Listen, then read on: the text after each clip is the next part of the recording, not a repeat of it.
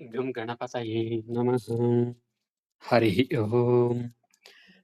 గరుడ మహాపురాణంలో భగవంతుని భర్తగా పొందుటకై భద్ర చేసిన తపస్సు గురించి చెప్పుకుంటున్నాం. తత్వాలను విన్న తరువాత, ధారణ చేసిన తరువాత సద్వైష్ణవులను సృజించడం అనేది దుర్ఘటం. ఇటువంటి దోషాలు జ్ఞాన పవిత్రత కలిగిన వారికి కూడా సందేహం కలిగిస్తాయి. అందువలన నేను సత్కథా శ్రవణం ఎప్పుడూ చేస్తాను. ఆలోచించవలసినది లేదు. ఆ కారణంచే నేను హరినామాభివాంఛతో నిశ్చయంగా చిత్తమును శ్రవణమునందు మాత్రమే ఉంచుతాను. నా దేహాన్ని విడిచి భూతలములో దేహమున్నంత వరకు శ్రవణం చేసి ఉద్భవిస్తాను. ఖగమ వసుదేవుని సోదరి యొక్క ఉదరమందు నివసించుటకై సుమిత్ర అని పేరుతో జన్మించింది ఆ మిత్రవింద. ఆ మిత్రవిందక శ్రవణంచే హరిని మిత్రునిగా పొందింది. అందువలన ఆమె మిత్రవింద అను పేరు పొందింది. ఖగేశ్వర, స్వయంవరంలో రాజుల మధ్యలో భామిని అయిన మిత్రవింద నా భుజస్కందంపై పుష్పమాల వేసింది. ఆమెను స్వీకరించి నృపతులందరినీ విదిలించుకుని నా పురికి చేరాను. గరుడ మహాపురాణంలో ఇప్పుడు మనం భగవంతుడు కాళిందిని వివాహం చేసుకోవటానికి కారణం గురించి చెప్పుకుంటున్నాం. శ్రీకృష్ణ భగవంతుడు ఈ విధంగా చెప్పసాగాడు. ఖగేశ్వర, కాళింది యొక్క పుట్టుకను కూడా చెప్తున్నాను. వివస్వంతుడనే పేరు గల సూర్యుడు ఉన్నాడు కదా, అతనికి ఒక పుత్రిక కలిగింది. పక్షేంద్ర, ఆమె కాళింది అనే పేరు కలది. యమున ఆమె సోదరిగా స్మరింపబడింది. ఆమె కృష్ణపత్ని కావాలనే కోరికతో ఉత్తమమైన తపస్సు చేసింది. ఆలోచనమే తపస్సుగా చెప్పబడింది. తత్వ వినిర్ణయం కూడా తపస్సే. పూర్వంలో సంపాదించబడిన పాపములు అనుతాపం కూడా తపస్సుగా చెప్పబడుతోంది. మరణం కోసమై ఆహారం మానివేయటం కూడా తపస్సుగా చెప్పబడుతుంది. చిత్త నిగ్రహమున్నను తపస్సే. ఖగేశ్వర, ప్రాయచిత్తం కూడా తపస్సుగా పేర్కొనబడుతోంది. క్షౌరక్రియ మాత్రం తపస్సు కాదు. ఖగేశ్వర, అనుతాపంతో కూడిన తపస్సు గురించి నీవు విను. ముకుంద, పూర్వం దివ్యమంత్రం జపింపబడలేదు. ఎల్లప్పుడూ క్లేశమనే దావాగ్నితో తప్పింపబడుతున్నాను. హరినామామృతం నాచే స్మరింపబడలేదు, ఆస్వాదింపబడలేదు. హరిదోషాది కాలనే ఎల్లప్పుడూ స్మరించాను. హరితత్వామృతం నాచే స్మరింపబడలేదు. చంచలమైన వార్తాది కాలనే ఇప్పుడు చక్కగా వినియున్నాను. హరిపాదపద్మం నాచే పూజింపబడలేదు. పుత్రులు మిత్రులు నాచే మిక్కిలిగా ఆదరింపబడినారు. హరిపాదపద్మాలకు నమస్కరించలేదు. మిక్కిలి ఘోరమైన మిత్రుని పాదాలను సేవించాను. ధూపధూమంతో కూడిన చూడముచ్చటైన ముంగురులతో కూడిన హరిముఖాన్ని నేను చూడలేదు. ముకుంద, పుత్రాదులు నాచే లాలింపబడినారు.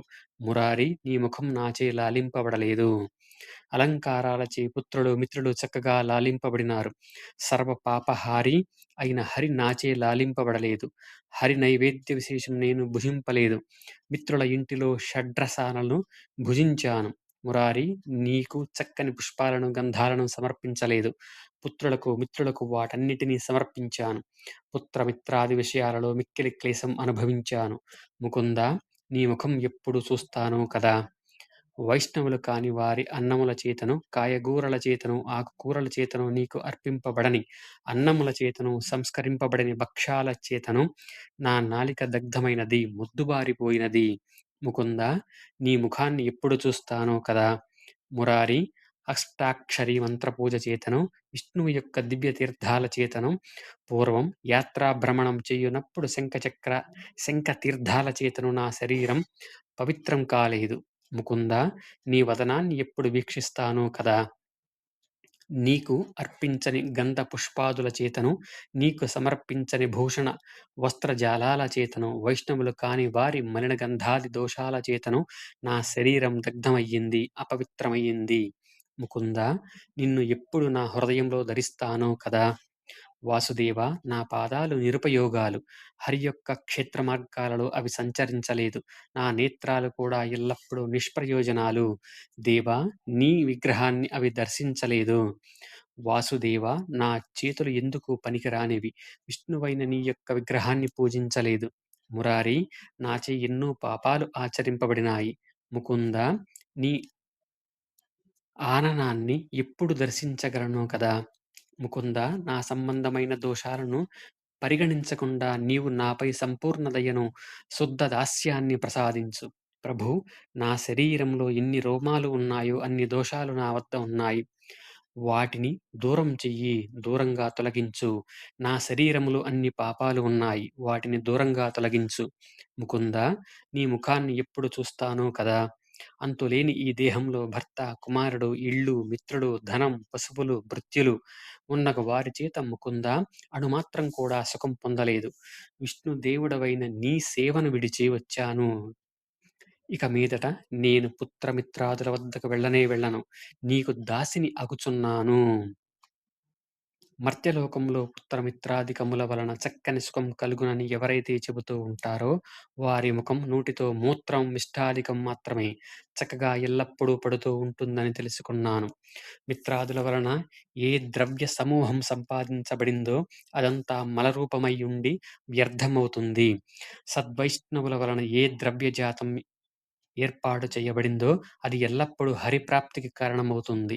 ఇటువంటి వస్తు సంజాతం చాలు చాలు, అందువలన దుఃఖం అనుభవించాను. నీవు ఎల్లప్పుడూ దుర్జన సాంగత్యం నాకు లేకుండా చేసి నిత్యము సజ్జనులతో సాంగత్యం కలిగించు చాలు. మురారి, నిత్యము దుర్జనులతోటి సంగమములతో నా శరీరం మలమల మాడిపోయింది. వైరాగ్యం లేకుండా పోయింది. ముకుందా! ఇటువంటి నేను ఎటువంటి గతిని పొందుతానో తెలియకున్నాను. దయతో నన్ను రక్షించు. ఖగేంద్ర, ఇటువంటిది అనుతాపం అనుబడుతుంది. ఇది ప్రాయశ్చిత్తము కాదు, క్షౌరాధికమును కాదు. సూర్య తనూజ ఇటువంటి అనుతాపాన్ని పొంది హరి యొక్క గొప్పదైన తత్వాన్ని ఆలోచించసాగింది. హరి ఒక్కడే ఎల్లప్పుడూ అందరికన్నా శ్రేష్ఠుడు. అంతేకాక సమస్త గుణాల చేతను పూర్ణుడు. సృష్టియందు విశ్వజాలమంతయు హరి వలననే ఉద్భవించింది. అందువల్ల హరి సర్వగుణ ప్రపూర్ణుడు. హరి దేవతలకు ఆద్యుడు. అకారం ఆయన స్వరూపమే. అందువలన బ్రహ్మాదులందును పూర్ణులు కారు. చాలా పుణ్యం వలన, లక్ష్మీ అనుగ్రహం వలన విరించి యథాయోగ్యంగా పూర్ణగుణుడు అవుతున్నాడు. లక్ష్మి వలె విరించి పూర్ణుడు కాడు. విష్ణువు వలె రమ గుణపూర్ణురాలు కాదు. వాయువు వలె భారతి పూర్ణురాలు కాదు. శేషుని వలె వారుణి పూర్ణురాలు కాదు. రుద్రుని వలె పార్వతి పూర్ణరూప కాదు. మిగిలిన వారు కూడా ఇట్లే ఎల్లప్పుడూ పూర్ణులు కారు. ఈ విధంగా ఆమె ఆలోచన చేసి యమునా నదీ తీరమందు తపస్సు చేసింది. కాగా అప్పుడు నేను యమునా తీరానికి అర్జునుడితో కలిసి వేటకు వెళ్ళాను. అక్కడ తపస్సు ఆచరించుచున్న ఆమెను చూచి నా స్నేహితుడైన పార్థునితో ఇలా పలికాను: ఓయి అర్జున, నీవు ఆ కన్యా సమీపానికి శీఘ్రంగా వెళ్ళు. ఏ కారణం చేత తపస్సు చేయుచున్నావని ప్రశ్నించు అని నేను చెప్పగా అతడు వెంటనే ఆమె సన్నిధికి వెళ్ళి ఆ కారణం అడిగాడు. ఆ ఫాల్గుణుడు నా వద్దకు వచ్చి నాకు సమస్త వృత్తాంతం తెలియజేశాడు. అంత నేను మంచి ముహూర్తంలో ప్రీతితో ఆమె పాణిగ్రహణం చేశాను.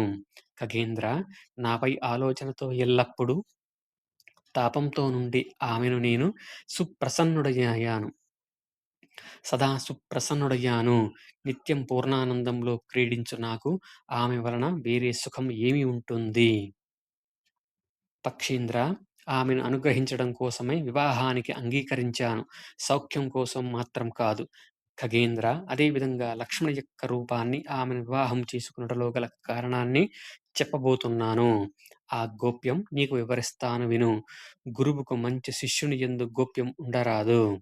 ఇది శ్రీ గరుడ మహాపురాణం ఉత్తరకంఠం 3వ అంశమనబడే బ్రహ్మకాండలో కృష్ణ గరుడ సంవాదంలో భగవంతుడు కాళిందిని వివాహం చేసుకోవటానికి కారణం అనే 21వ అధ్యాయం సమాప్తం.